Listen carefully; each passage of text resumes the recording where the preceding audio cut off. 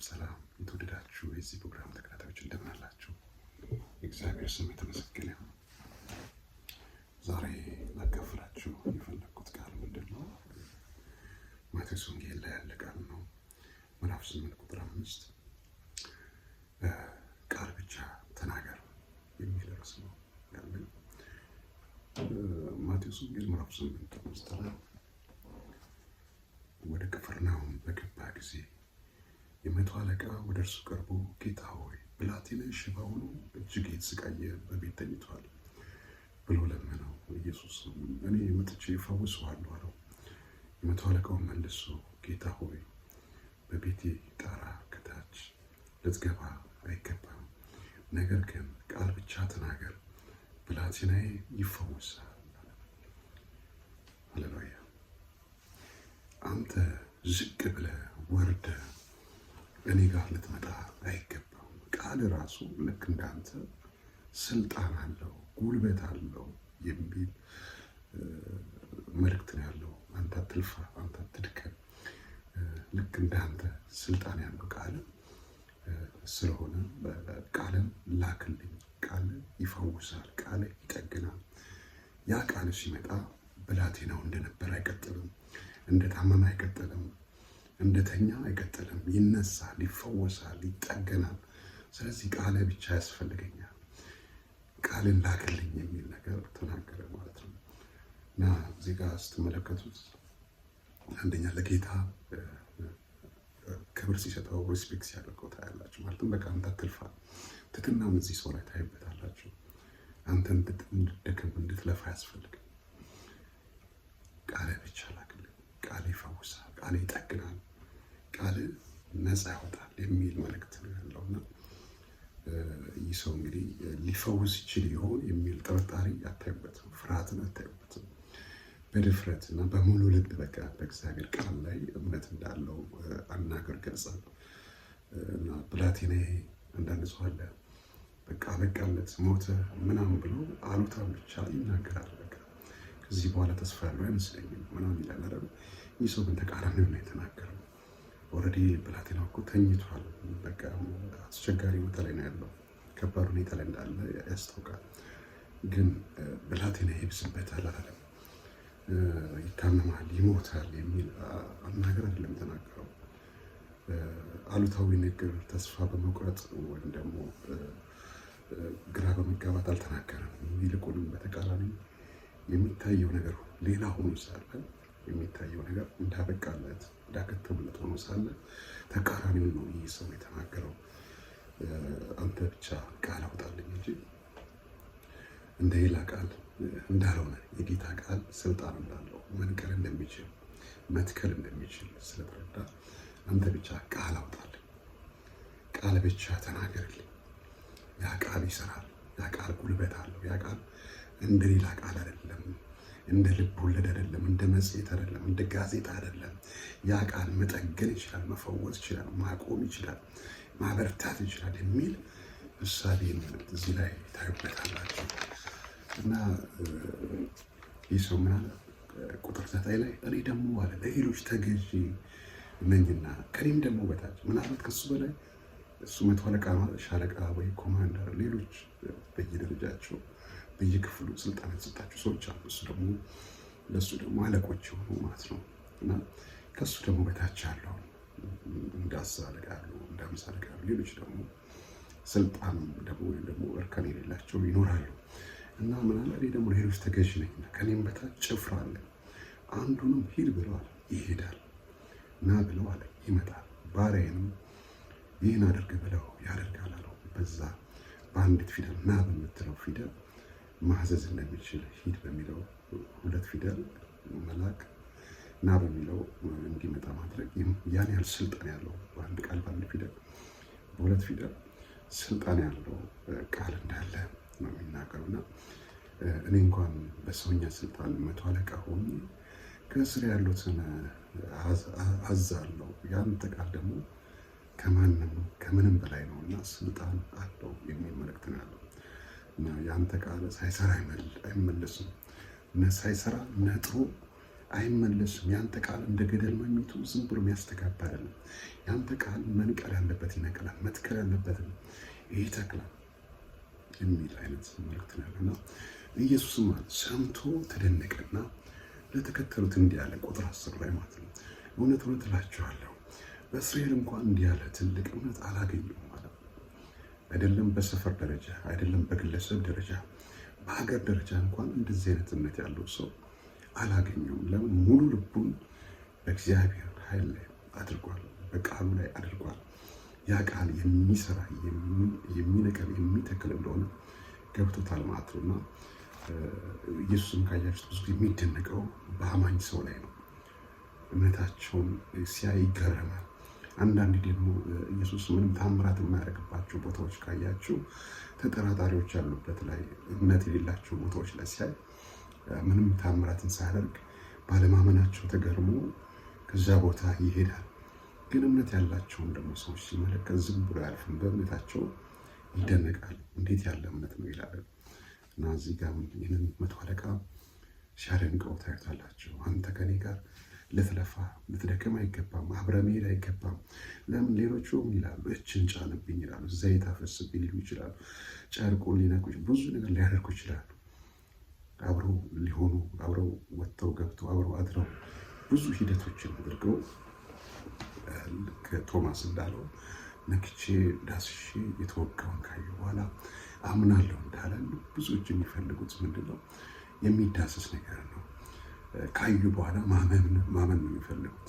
እና ይህ ሰው ግን እንደ ሌሎች እጅን ጫነበት ልጁ ላይ፣ ወይም ዘይት አፈስበት፣ ወይም ደግሞ የሆነ ነገር አድርግበት በቃ የሚል ተች ስታደርገው ይፈውሳል የሚል አይደለም። በቃ በእሱ ላይ ያለው እውነት እስከ ጥግ ስለሆነ ቃል ብቻ ተናገር፣ ያ ቃል ልክ እንዳንተ ሆኖ ሰርቶ ይመለሳል የሚል እምነት እንዳለውና ቁጥር 3 ላይ ምስታዩት ኢየሱስ ለ100 አለቃው አለ፣ ሂድና እንዳመንክ ይሁንልህ አለው።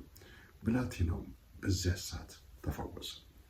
እንዳመንክ ይሁንልህ ስል ያመንከው ቃል ብቻ ተናገር፣ ቃል እንዳንተ ሆኖ ይሰራ ብሎ እንዳለ ሆነ ማለት ነው።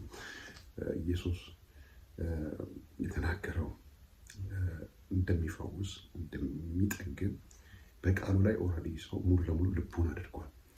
በጌታ ቃል ላይ ጌታ ይፈወስ ያለው እንደሚፈወስ፣ ይሞት ያለው እንደሚሞት፣ መጠገን እንደሚችል፣ ማንሳት እንደሚችል፣ ቃሉ ስልጣን እንዳለው፣ ቃሉ ጉልበት እንዳለው፣ ቃሉ ስልጣን እንዳለው ተረድቷል። እዚህ ጋር ስናይ እናንተ በነገራችሁ ላይ ያላቸው የእምነት ቃል ነገር ወሳኝ መሆኑን ነው። ማለትም ይህ ሰው ሲመጣ እንኳን የ100 አለቃ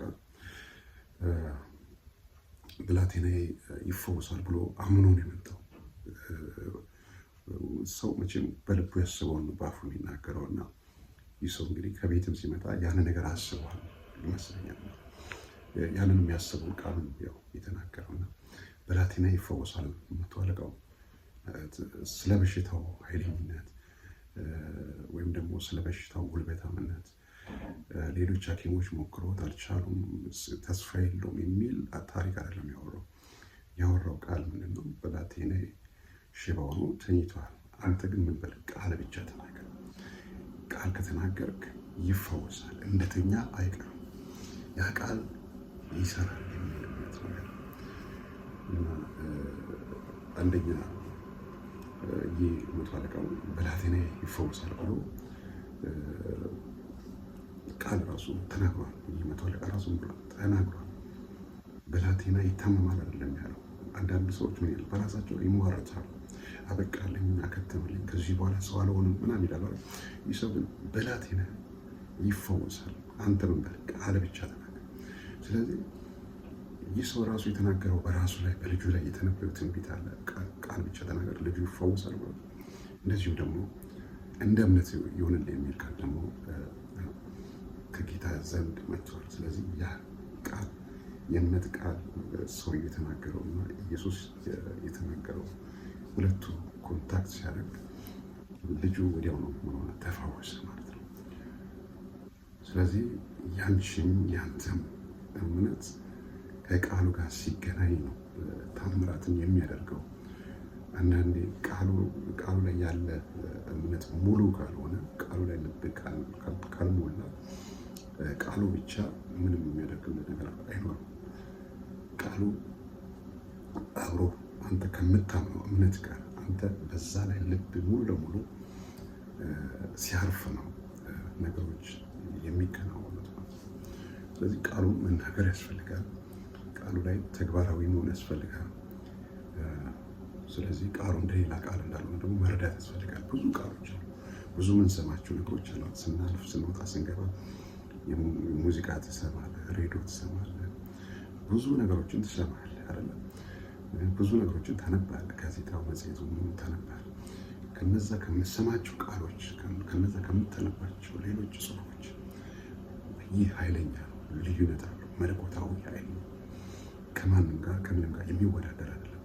በዚህ ቃል ላይ ስታምን፣ በዚህ ቃል ላይ ተመርኩዘ ይህንን ቃል ደግም አንተ ራሱ ስትናገር ከአንተ ብቃት የተነሳ ሳይሆን ከአንተ ችሎታ የተነሳ ሳይሆን በዛ ቃል ኃይል ነገሮች ካለመኖር ወደ መኖር ይመጣል። ከመበላሸት ወደ አለመበላሸት፣ ወደ መስተካከል ይመጣል እና ይህ ሰው እምነቱን በቃሉ ላይ አድርጓል። ከዚያ እንደ እምነት ይሁን ያልከው ይሁን አለው እና ወዲያው ብላቴናው ተፈወሰ። ስለ ነገሮች ክብደት፣ ኃይለኝነት በመናገር ነገሮችን፣ በሽታውን፣ ሰይጣንን፣ አሉታዊ ነገሮችን ፕሮሞት ማድረግ የለብንም። ያለ ነገር ማስታወቅ የለብንም። ስለ ሁኔታው ቃሉ ምን ይላል ብለህ ቃሉን መናገር ያለብን። ለምሳሌ በጨነቀ ሰዓት እግዚአብሔር ስለ ጭንቀት ነግሯል፣ የሚያስጨንቃቸውም በእሱ የጣሉት ብሎ ተጽፏል። ስለ በሽታ ምን ይላል? እኔ ፈዋሽ አምላክ ነኝ ተብሎ ተጽፏል። በመገረፉ ቁስል ተፈውሳችኋል ተብሎ ተጽፏል። ስለዚህ እግዚአብሔር በቃሉ ላይ የተናገረው ለእኛ ምናችን ነው፣ መመሪያችን ነው። ሰዎች አንድ ምግብ ቤት ሲገቡ ሜኑ ይጠይቋሉ አይደል? ለመብላት የሚፈልጉትን ነገር ዝርዝር ያያሉ። በዛ መሰረት ያደርጋሉ፣ ያዛሉ። ልክ እንደዛ በህይወታችን በምንኖርበት ሰዓት ላይ ለእኛ እንደ ሜኑ ወይም እንደ መመሪያ የሚሆነን የእግዚአብሔር ቃል ነው። በቃሉ መሰረት እንወጣለን፣ በቃሉ መሰረት እንገባለን። ቃሉ ያለን በህይወታችን ለምን ይሆናል? ይፈጸማል። ስለዚህ በጨለመው ነገር ላይ እግዚአብሔር ብርሃኔ ነው ስትል ጨለመው እንደነበር አይቀጥልም። የእግዚአብሔር ብርሃን ነው በነገር ላይ የሚቀጥለው። ስለዚህ በከበዳችሁ ባቃታችሁ ነገር ላይ የእግዚአብሔርን ቃል ተናገሩ።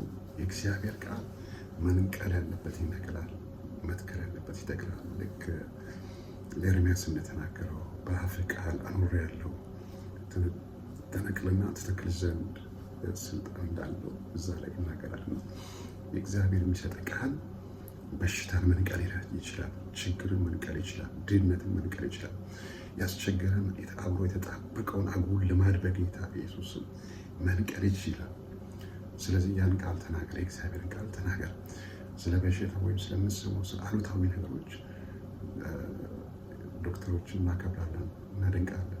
እግዚአብሔር ነው ያን ጸጋ የሰጣቸው። ግን ዶክተሩ ያለን ወይም ሐኪም ያለን ወይም ባህላዊ ሐኪም ያለን ወይም ዘመናዊ ሐኪም ያለን ሳይሆን መናገር ያለበት ስለ ሁኔታው እግዚአብሔር ምን ይላል በቃሉ ላይ ያለው ተመርኩዘ መናገር ነው ያለብህ።